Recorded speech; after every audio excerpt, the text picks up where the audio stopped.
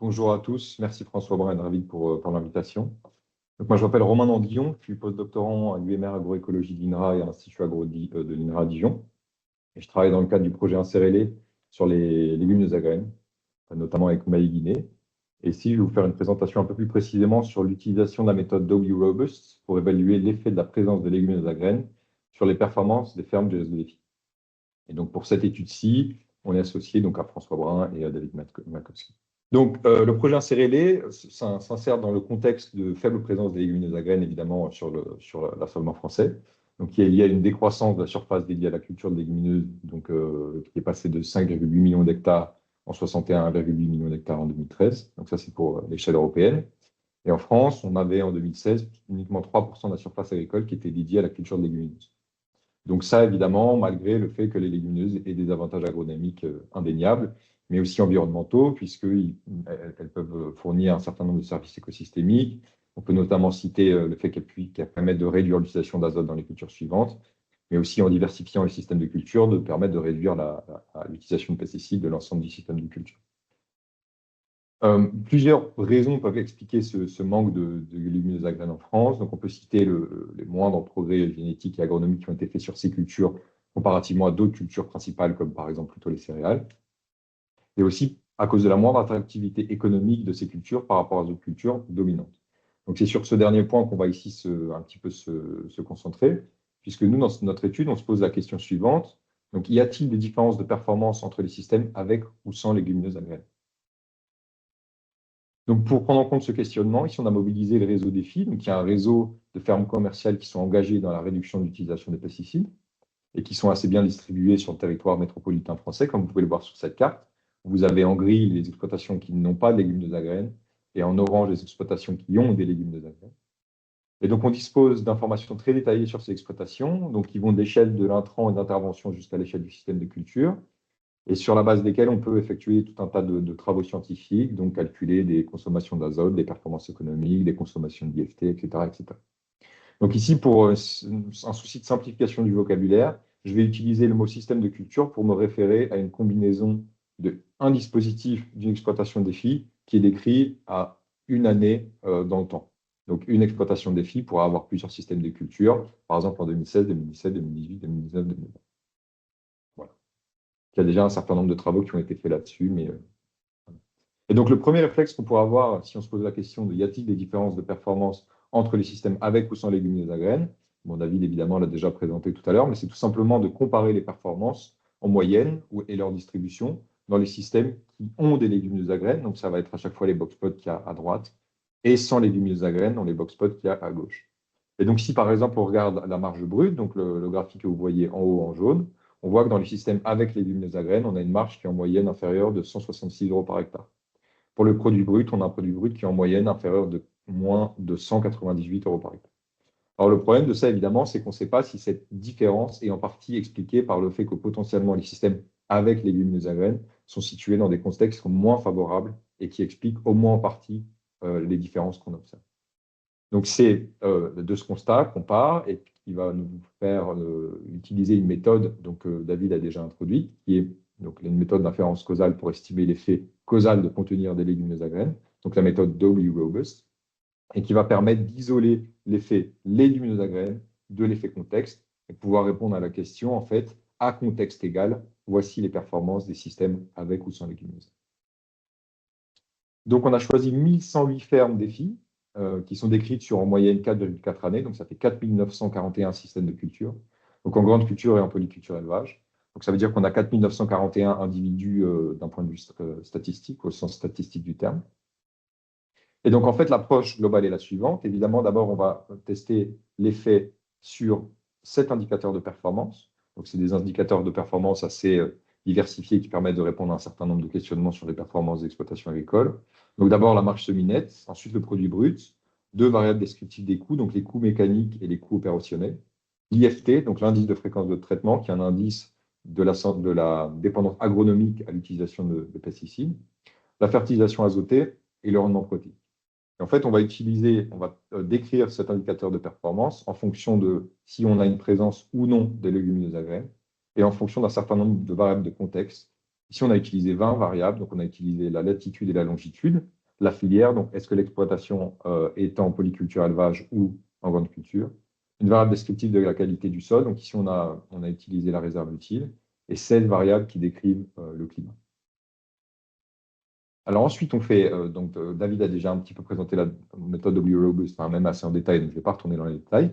Mais globalement, on fait deux modèles. D'abord, un modèle de propension, où on va en fait expliquer la probabilité d'être traité ou non en fonction des variables contextes, donc de disposer ou non de légumineuses. Ensuite, on fait un deuxième modèle, qui est le modèle d'outcome. En fait, on va expliquer l'indicateur de performance. Donc, on va faire un modèle pour chacun des 7 indicateurs de performance que je vous ai montré juste avant, en fonction de la probabilité ou non d'être traité, et en fonction des variables contextes, donc des mêmes variables contextes qu'on a utilisées pour le modèle de propension. Ensuite, on implémente la méthode W-Robust, et ça nous donne l'effet moyen de contenir des légumineuses à graines, ou plus précisément, l'indicateur de performance si tous les individus contenaient des légumineuses à graines par rapport à si aucun individu ne contenait des légumineuses à graines. Donc, si on va un peu plus dans les détails, ici, dans le premier modèle de propension, donc on a décrit la probabilité d'être traité ou non en fonction de tous les indicateurs climatiques et de contexte que je vous ai présenté juste avant. Sauf qu'évidemment, pour la méthode W-Robust, il faut que les capacités prédictives des modèles à la fois de propension et d'outcome soient maximisées. Donc, pour ce faire, ce qu'on a fait, c'est qu'on a fait une sélection de modèles. On a utilisé deux familles de modèles. On a utilisé les GLM et les GBM. Et comment est-ce qu'on a fait cette sélection? En fait, on a d'abord utilisé un GBM sur la base de toutes ces variables. On a fité un GBM. On a pris les 10 variables les plus importantes selon ce GBM.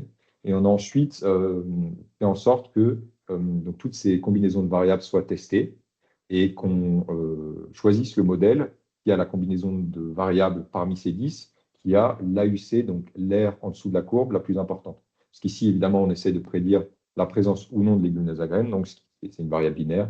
Donc, c'est l'AUC qu'il faut qu'on maximise. Et donc, on a fait ça en faisant de la validation croisée sur l'année. Ensuite, on a fait la même chose sur le modèle d'outcome, sauf que cette fois-ci, évidemment, on maximise le R carré puisqu'on est sur une variable quantitative et plus binaire.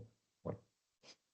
Ensuite, on a fait donc l'implémentation de W-Robust, on l'a fait avec 1000 bootstraps sur l'année pour pouvoir calculer les fameux intervalles de confiance dont David a parlé juste avant et qui nous permettent de définir si l'effet qu'on obtient est significatif d'un point de vue statistique. Donc, je vais vous montrer les résultats qu'on a obtenus. Donc, on en a obtenu pas mal. Cette première slide, elle sert à vous montrer comment lire les graphiques que je vais vous présenter à partir de maintenant. Donc, sur ce graphique, la première chose que vous voyez, d'abord, c'est la distribution des effets de contenir des légumineuses à graines. Donc, les fameux 1000 bootstraps dont je vous ai montré tout à l'heure. Donc, c'est la courbe que vous voyez à chaque fois. Et le trait jaune vertical, ou le trait plein vertical, ça va être l'effet moyen. Donc, si tous les individus avaient des légumineuses à graines versus si aucun n'en avait. Et c'est aussi la valeur que vous avez affichée en haut, là, en haut à droite du graphique, donc moins 65,80. Ensuite, on voit l'intervalle de confiance ici, donc c'est le trait horizontal plein, et qui va permettre de voir si l'effet que je viens de décrire est significatif ou non, en fonction de si jamais il chevauche le zéro ou pas. Ensuite, on a la barre du zéro qui permet de mettre en lien les effets qu'on voit avec les intervalles de confiance. Et ici, je vous ai aussi mis donc, le modèle naïf, enfin un résultat naïf, qui est en fait le résultat de la différence entre les performances des systèmes observés avec légumineuses à graines et des systèmes sans légumineuses à graines, qui sera à chaque fois la droite verticale en pointillé. Alors, on a obtenu tout un tas de résultats. Je vais aller plus dans les détails de certains à partir de maintenant. Mais tout ça pour vous montrer que d'abord, on a les résultats issus des GBM qui sont situés sur la face supérieure ici du graphique, et les résultats qui sont issus des GLM qui sont situés sur la phase intérieure du graphique. Et donc, les performances des systèmes avec GBM, donc ça, c'est les performances prédictives, étaient meilleures que les performances des systèmes GLM, puisqu'on obtient des AUC qui sont aux alentours de 0,85, 0,85 puisque c'est le même modèle à chaque fois, et des R carrés qui vont entre 0,4 et en gros 0,6. Et pour ce qui est des GLM, voilà, on a des area under the curve qui sont à 0,63, et on a des R carrés qui sont beaucoup plus faibles, qui sont de temps en temps pas trop mal, mais qui sont quand même globalement beaucoup plus faibles. Alors, si on va un petit peu plus dans les détails de résultats, par exemple, pour ce qui est de la marge brute. Donc, pour vous montrer un peu comment on analyse ça. Donc, la première chose qu'on peut voir ici, c'est que les performances des systèmes, des systèmes avec légumineuses à graines sont plus faibles que celles des systèmes sans légumineuses à graines, puisque vous voyez que la droite pleine est située à gauche du zéro. Et ce résultat est significatif ici, si on en croit le JLM, puisque les intervalles de confiance ne chevauchent pas la barre du zéro. Ce qu'on peut voir ici aussi, et c'est un résultat secondaire qui ici n'est pas significatif, mais qui est quand même intéressant et qui mérite d'être interprété, c'est qu'en fait, on voit qu'à contexte égal, les différences sont moindres. Parce que si on prend en compte le contexte dans lequel sont insérés les systèmes de culture, on voit que la prédiction moyenne, donc la barre verticale pleine, est moins négative que simplement la différence de moyenne entre ce qu'on observe tout simplement dans les systèmes avec et dans les systèmes sans. Voilà, donc ça, ce résultat-ci n'est pas significatif ici, mais c'est ce type aussi de résultat qu'on peut essayer d'avoir en implémentant ce genre de méthode. Donc voilà, ça c'est pour vous dire que celui-ci est significatif. Alors, à ce stade-ci, qu'est-ce qu'on peut conclure sur l'ensemble des graphes que je vous ai montrés? Donc, c'est les deux conclusions principales. Donc, à contexte égal, l'IFT est inférieur de 0,24, donc de 9,6% dans les systèmes avec légumineuses à graines. Alors que sans prise en compte du contexte, on voyait un IFT qui était légèrement supérieur, donc de 3% dans les systèmes avec légumineuses à graines. Donc ça, encore une fois, c'est si on prend en compte seulement le GLM, puisque les résultats des GBM à ce stade ne montrent pas de significativité, puisqu'on a les intervalles de confiance qui chevauchent les zéros. Donc à contexte égal, ça nous permet aussi de dire que le produit brut, je vous ai déjà parlé de la marge, mais là je vous parlais du produit brut, donc le produit brut est inférieur de moins 167 euros par hectare dans les systèmes avec légumineuses à graines, alors que sans prise en compte du contexte, il est inférieur de moins 98 euros par hectare, donc 15% dans les systèmes avec légumineuses. Donc là, on a regardé à l'échelle de l'ensemble du jeu de données. Mais évidemment, ce qui va être un peu plus intéressant, c'est d'aller voir un peu plus en détail ce qui peut se passer dans certains contextes et quand on est confronté à telle ou telle légumineuse à graines, puisqu'évidemment, les légumineuses à graines sont assez différentes en termes de performance et puis aussi d'insertion dans un système de culture. Donc, ce qu'on a fait, c'est qu'on a divisé la France en 4 cas. Donc, le nord-ouest, le nord-est, le sud-ouest et le sud-est. Alors, pourquoi en 4 cas? Parce qu'en fait, ça nous a semblé suffisant à ce stade pour prendre en compte des diversités en termes d'assolements territoriaux. Donc, par exemple, ici, je vous ai mis la distribution des exploitations qui font du soja, du pois ou de la fève. Donc, on voit que ça permet déjà de se rendre compte qu'il y a des différences en termes d'assolement. Et en même temps, ça nous permet aussi de garder une puissance statistique relativement forte et suffisante. Encore que, elle n'est pas tout à fait suffisante, puisque là, je vous ai grisé le quart sud-est, parce qu'en fait, les modèles ne fonctionnent pas sur le quart sud-est, parce qu'on n'a pas assez de systèmes avec les légumineuses à graines qui nous permettent de faire tourner les modèles avec suffisamment de performance.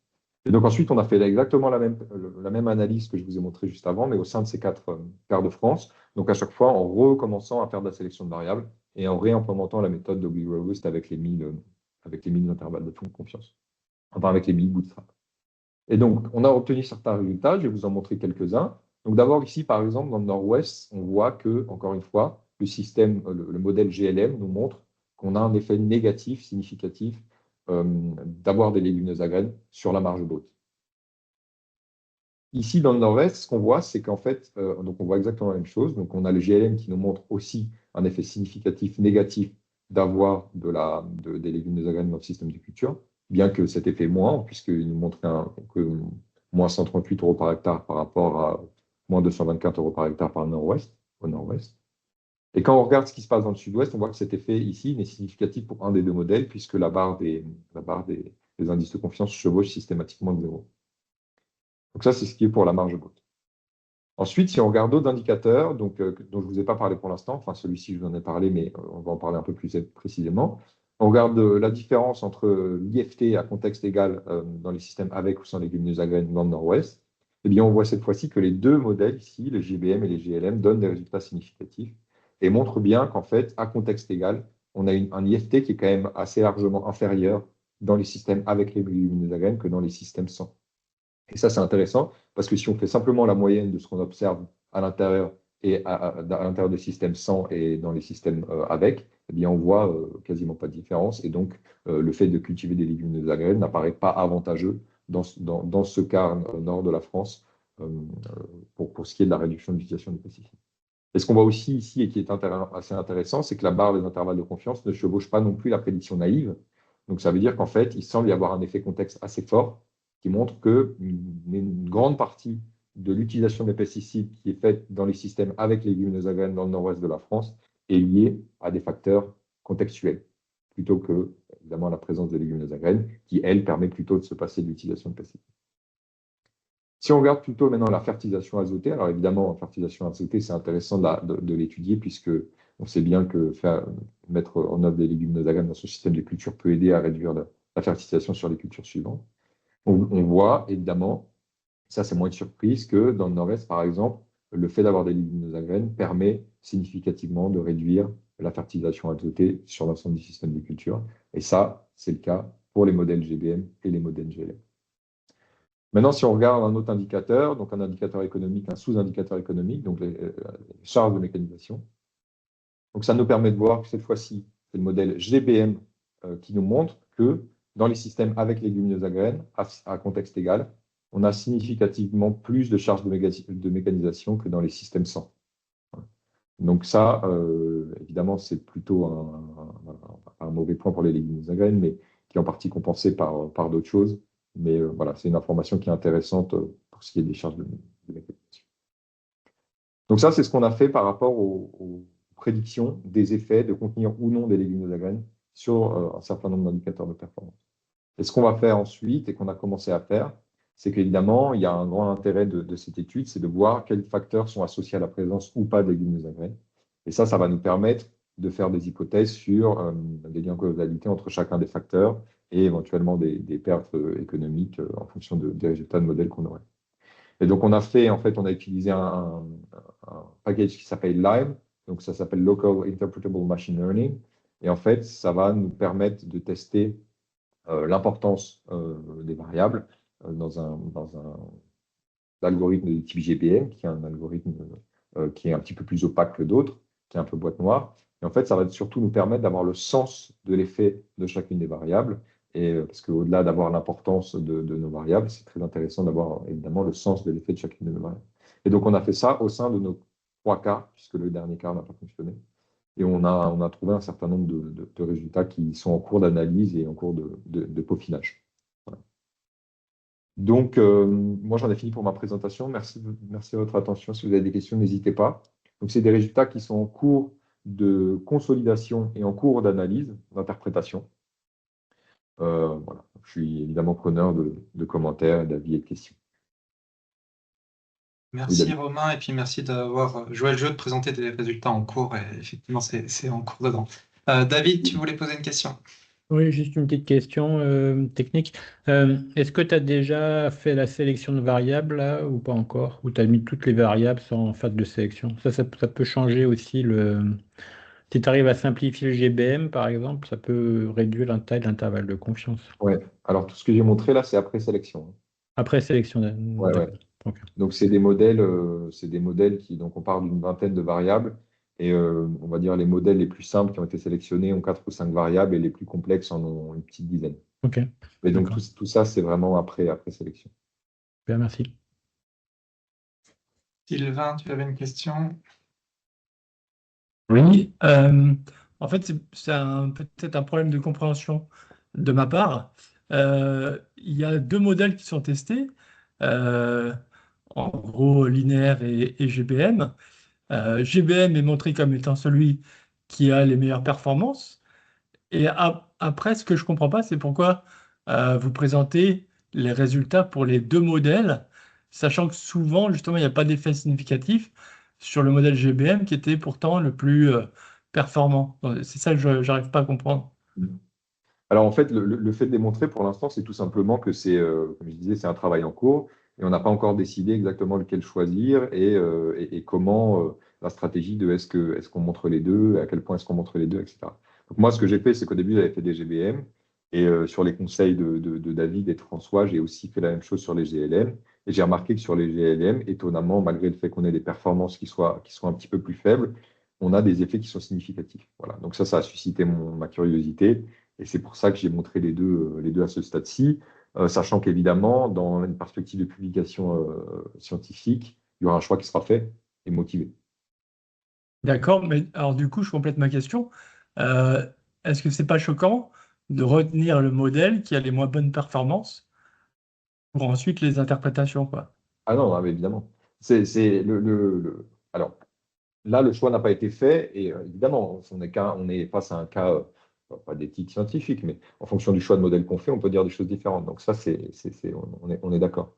Donc, si on choisit le GBM, globalement, ce qu'on dit, c'est qu'il n'y a pas d'effet de la présence des légumes et des graines sur les performances économiques des systèmes de culture, et que dans certains cas, dans certains quarts de France, on a quand même un effet positif sur les performances environnementales. Voilà. Et si on choisit le GLM, en fait, on va plutôt dire que globalement, on a un effet négatif de la présence de légumes et des graines sur les performances économiques, et par ailleurs, on a un effet quand même positif qui sauve un petit peu sur pour ce qui est performance environnementale. Voilà. Donc, Moi, je voilà, trouve je justement peux que dire. c'est intéressant de montrer ça parce que ça montre que le choix de modèle est important. C'est-à-dire qu'il y a beaucoup de travaux où les gens ils se posent pas la question, ils font du modèle linéaire généralisé, point barre, quoi. C'est quand même encore l'approche standard de faire ça. Donc là, montrer que selon le modèle qu'on choisit, on peut avoir des conclusions différentes, je trouve que c'est intéressant. Ça montre justement qu'il est important de comparer des modèles. Effectivement, à la fin, il faudra choisir le plus précis pour faire la conclusion finale. Et que si on ne le fait pas, on peut aboutir à des conclusions différentes. D'où l'importance de comparer plusieurs modèles. On peut même aller plus loin. Là, on a comparé deux modèles. Mais vu la sensibilité des conclusions au modèle, on pourrait se poser la question, mais finalement, si je fais du random forest, est-ce que je confirme ou pas les conclusions du GBM? Moi, c'est ce que je conseillerais à ce stade-là. Je conseillerais de faire un bon coup de random forest, dont le tuning des hyperparamètres est quand même beaucoup moins critique que le GBM, parce que le GBM, il est plus difficile à, à hyperparamétrer que le random forest. Donc là, moi, dans un cas comme ça, où j'ai une grosse sensibilité de la conclusion modèle, ce qui n'était pas le cas dans les études de cas là, que j'ai présentées avant, où finalement les deux convergeaient, là, moi, j'aurais tendance à faire random forest, en plus. Ouais. Ouais, Ça peut être fait. je suis d'accord. Alors, ça suggère aussi qu'il y a peut-être des interactions importantes entre les variables. Parce que je pense que tu n'as pas mis les interactions dans le modèle linéaire parce qu'il y en a plein en plus, des interactions potentiellement, Si, vu que tu as beaucoup je de les ai variables. mises. Elles y Pardon? sont, et il y en a certaines. Je les ai mises, Ah, il y en a tu les as certains mises, il y en d'accord. a certains qui ont été sélectionnés. D'accord, Ouais. Ouais. très bien. Ok, merci. Maxime? Pardon, je n'avais pas le micro. Voilà. Merci pour la présentation, très intéressante aussi. Moi, je me posais la question donc, sur la sélection de variables en amont. Du coup, le fait de sélectionner des variables pertinentes en amont, ça permettait d'augmenter tout ce qui était AUC R2 pour avoir un modèle plus puissant. Ou est-ce que ça se... est-ce que c'est pas... est-ce que ça vaut le coup de dégrader finalement l'AUC et le R2 pour après avoir des estimations différentes? Enfin, l'impact de la sélection de variables, c'était vraiment pour avoir des AUC et R2 meilleurs? Oui, c'est ça. Parce que, en fait, si on a des AUC et des R de moindre, la méthode W-Robust, à la fin, sera basée sur des modèles auxquels on fait peu confiance et donnera des résultats qui seront trop instables pour être interprétés. Et puis, comme le disait David tout à l'heure, en fait, ce qu'on pourra dire, c'est simplement, on verra aucun effet et on ne pourra pas savoir si c'est parce qu'on a des mauvais modèles ou parce qu'il n'y a aucun effet. Donc, c'est vraiment pour maximiser la performance prédictive des deux modèles et puis d'avoir à la fin un résultat W-Robust qui soit auquel on puisse faire le plus confiance, quoi, qui montre qu'il y a des effets ou pas. Très bien, merci.